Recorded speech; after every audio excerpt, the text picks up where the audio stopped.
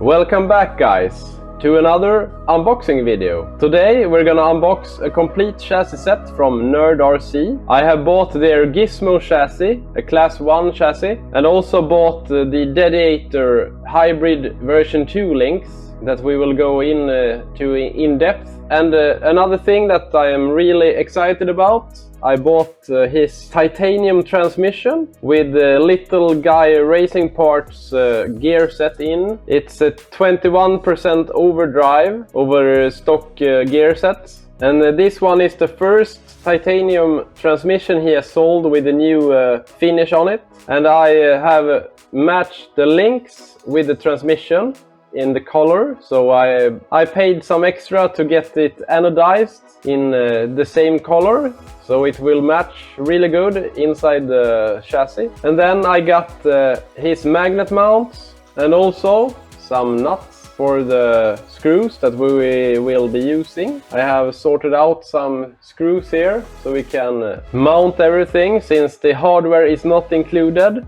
And to make some advertisements, I bought his small license plates that clearly says NerdRC. And I have searched around on the internet to see what kind of chassis I want to get. And this chassis set with the drivers that he has in his team, they have won a lot of competitions with this chassis and with the links, because the links is a bit unique how they have it set up, so I will go over that more in detail when we get into the link sets. So we will start with the chassis, and then we will get into the links, and then the transmission, and then the miscellaneous here to show you what's included here. And then I will mount everything to show you how it looks all assembled. So I will reposition, and then I will come back with the chassis.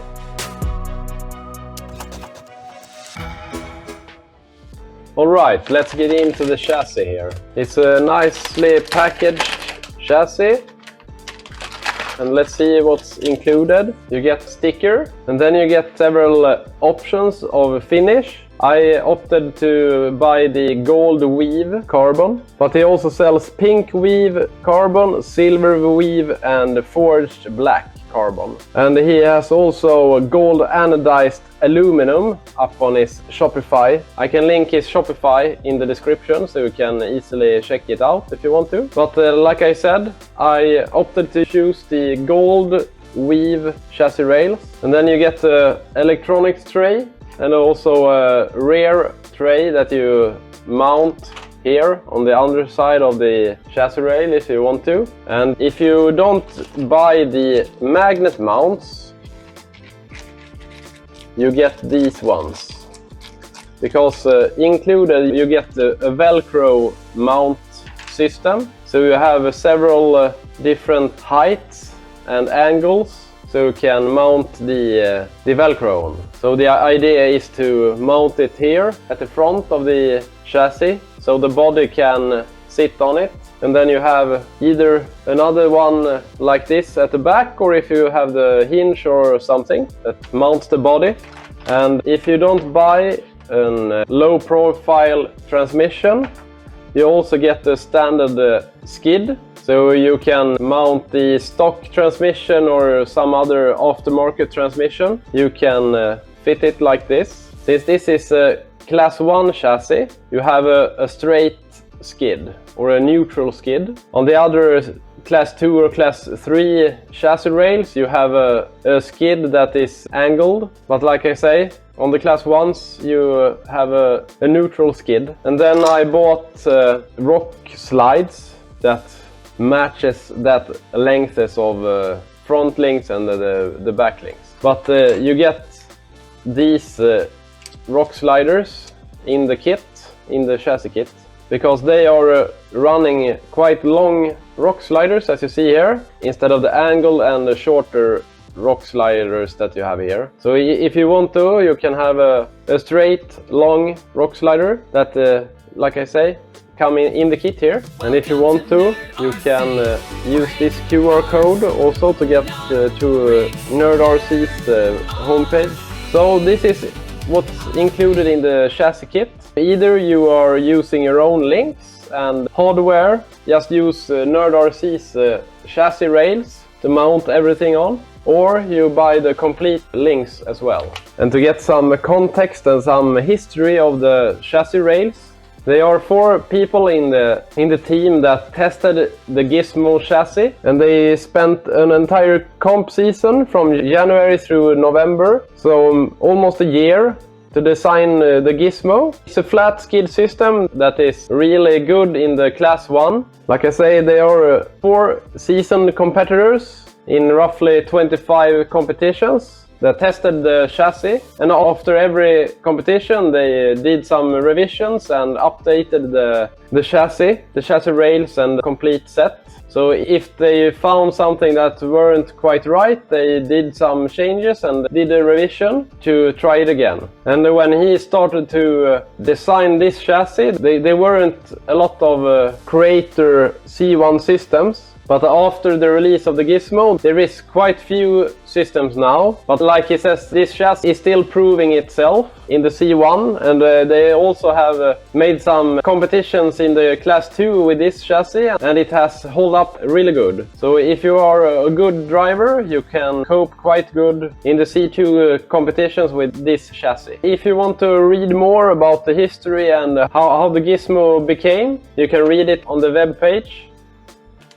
Alright, the link set. I've bought the Dediator hybrid links, and that is a 145mm wheelbase. You get the 41mm front links and 79mm rear links. So let's organize this a bit. And you see that I have cheated a bit. I already assembled the ball ends off camera. Alright, so the main thing that make this stand out is that you have brass front lowers, and they are straight. And then you have titanium links for all the others. So you have titanium uppers, front uppers, and then you have titanium rears, both uppers and lowers. And this makes it so you have a lot of weight down low and in front of the skid, and then you have a very low weight at the rear of the vehicle, since you have quite skinny link set, but they are made of titanium, so they are really strong and effective. And the rear lower are double bend, like you see here, so you have a lot of clearance after the skid. And since I bought the Dediator link set, you have the deadbolt front and then you have the Gladiator rears, so that makes that the CG is moved up, so you get a better CG and a better handling car because of that. If you would have long fronts and short rears or equal lengths, you shift the CG more back, and that makes that the car want to flip over. So if you want to have a good handling car, you want this setup. Short front, long rear, so you shift all the weight up front of the vehicle. And the rear uppers are supposed to mount on the outside of the chassis rail, so you have a big triangulation of the links at the rear, and that makes it so the side hill capabilities increase, because when you have a wide triangulation you get a lot more sturdiness. The side shift gets a lot better since you have, like I say, a wide triangle. If you have a narrow triangle, then every tenth of a slop, that makes the rear end shift a lot. The side shift of the axle is greatly reduced when you have the wide triangulation, since you have more of a straight line from the rear axle to the mounting position at the chassis. Then the link has to bend before the rear axle can shift, but if you have them mounted quite narrow like this, then if you have any kind of slop in the ball ends or something, then the rear axle can shift like this. But if you have them like that, then it's a lot more rigid because of that. Alright, so that's the link set. And you get some extra ball ends and some O-rings included. If you lose some, you have a few extra. And if you break it, then you also have a few extra. Alright, so I think that is it with the link set. And this skid is, like I say, the one that is included in the chassis kit. I don't know if it's something more that I want to say about the links. Yeah, like he is writing on his web page. Skinny titanium rears and front uppers, as well as a front lower made of brass with 4 weight tuning plates, but we have 3 here. So if you want to, you can remove some plates here if you want to take out some weight. So these 41mm front lowers weigh 20 grams. And there is 7 different link combinations. You have a nano that is 125mm wheelbase. And then you have the C10 JLU base camp wheelbase that is 133.5mm. And then you have the deadbolt that is also 133.5, but you have these short front links and longer rear links. And then you have the Gladiator that is 155mm wheelbase, 50.5 front and 79 rear. And then you have the C-bolt that is 145mm wheelbase, and that is the wheelbase that I have on my SCX24 here. But if we compare it, you see here that the front lower, since I have extended mine, I have extended it forward, but here we will extend it backwards instead. And this one is quite popular, that you increase the front length. But now we will use the original deadbolt front, but extend the rears, and that is so we can get the CG more up front, so you can help the car to get over the bumps. And then you get a Gremlin links, because he is also selling, like I said, this is the Gizmo, and then you get the Gremlin chassis that is with the angle skid that is supposed to compete in class 2. That is 155mm wheelbase, also with the 41mm front, but with 89mm rear. And then you have the Stripe. That is his class 3 chassis, that is 166mm wheelbase. Let's get into the transmission. Alright, and then we come into the gadget transmission that he sells. You can get it in 3 different gear sets. You have the 21% overdrive that I have here, and then you have the standard gear set, and then the 15% underdrive. Like I said, this is the gear set from Little Guy Racing Parts that he has mounted in here. And I opted to anodize the transmission and the link sets in same color, and this is the first transmission with the new finish on it, and it's in grade 5 titanium, and I opted to use 75 volts of anodizing. So if you go into his Shopify, you have a list of different colors of anodization, and I think this purple anodizing looks really good. And included in the kit you have skid that is purposely built for this transmission, since you have the gear that are protruding on the underside here that fits perfectly in the skid here. Then you have a few options of tabs. You have this that is low. You have 2 different heights depending on how you're building your kit.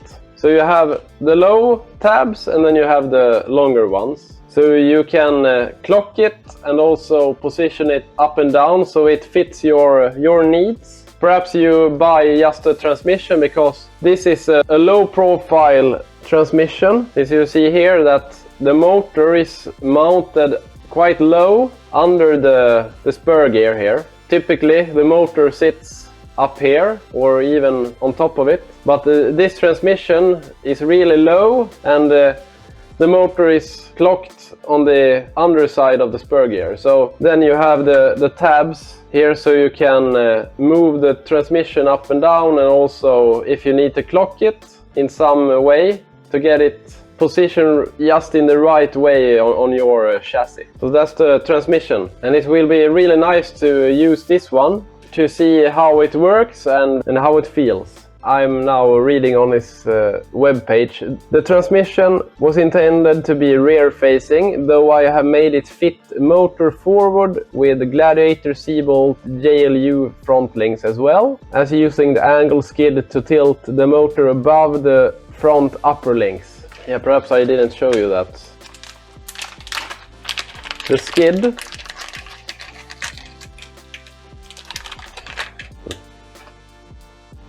The skid is angled. You see here that you have a flat underside, but the skid itself is angled. So that makes it so the transmission itself is clocked. And that is like he is writing on the web page. So that is to make the motor come, it's hard to show you, but when we have the upper links here, if you have the motor clocked like this, the motor sits above the upper links. Otherwise, the motor would perhaps hit the upper links. We can go over that when I have mounted everything. See if we can see it then. Alright, so now I will go over the mag mounts and the other miscellaneous stuff that we get. Like I say, if you don't want to use the Velcro mounting options, you can buy his mag mounts. Then you have a few different options here that you can use to mount your body. And you can see here that he has incorporated a tab in the middle. So that is to make them fixed in side to side. So when it clicks in, it just can fit right in the middle here. Because on this system, you also have a magnet, but it can be moved from side to side, like you see here. But if we would have had these tabs, it can't slide from side to side, and that makes the mounting system more beefy, and so it's not as prone to push the body off. And as you see here, you have a few systems that you can use, and also the magnet itself. And then you have the front bumpers, since C1 regulation states that you have to have a front bumper. You have 3 different options here. Let's see if I can show you. You have a short one on the right, and then a medium one, and then a long one. So you can use the one that fits your body to get it to work. Alright, a lot of info, but we have 3 different kits here. We have the Gizmo chassis, the hybrid V2 link set, and I opted to use the dedicator length, short front, long rear. And then we have the transmission to really push this chassis set to the next level. So I hope this car will become the most capable SCX24 I have, and it's really fun to get into the really enthusiasts side of the hobby and build the car from scratch after your head and your knowledge to see how it works, and then see what's not working and make the progression so the car become better and better and better all the time. And that's why I'm into this hobby. I really like this tinkering and the thought process of everything, because like Josh has done with the chassis, you make a prototype, you test it, and then you see what's working and what's not working, and then you make an iteration that is similar, but you make some difference. Perhaps you change the length or the height of the chassis to make it better and better. In the end, you have a product that is really good, and you can really be proud of what you have done. So that is what I like about the hobby as well, that you can have a thought and then you make it real and see how it works. And hopefully it's a good one. And then lastly, I bought his mini license plate that I will mount on the body. I have not bought a body yet. I don't know actually what kind of body I will use, but I will buy a body here in a few weeks or a month, and then make a complete build. So this is step 1, and then I will choose the electronics.